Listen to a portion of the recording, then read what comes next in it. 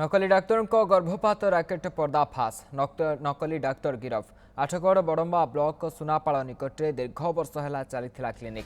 आज Badamba police clinic रे चढ़ाऊ कर नकली डाक्तर जयंत बस्तिया गिरफ कर गर्भपात व्यवहृत सरंजाम जबत कर तेरे 30 वर्षर अधिक हेब बेआईन क्लिनिक सुनापाड़ में चली आसुची। अभियुक्त जयंत बस्तिया दीर्घदिन धरी बिना लाइसेंस रे एक गुप्त क्लिनिक चलाई आसुथिले। स्थानीय लोकों अभियोग क्रमे बड़म्बा पुलिस और बड़म्बा गोष्ठी स्वास्थ्य केन्द्र भारप्राप्त अधिकारी डॉक्टर दोलगोविंद जेना उपस्थित में क्लिनिक रे चढ़ाऊ करा।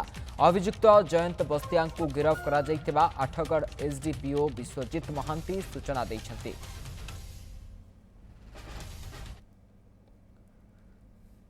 आम पाखे इनफर्मेशन आसला कि जैनिक व्यक्ति जयंत बस्तिया सुनापाड़ से निज घर में विभिन्न प्रकार मेसीन रखिकी आवर्सन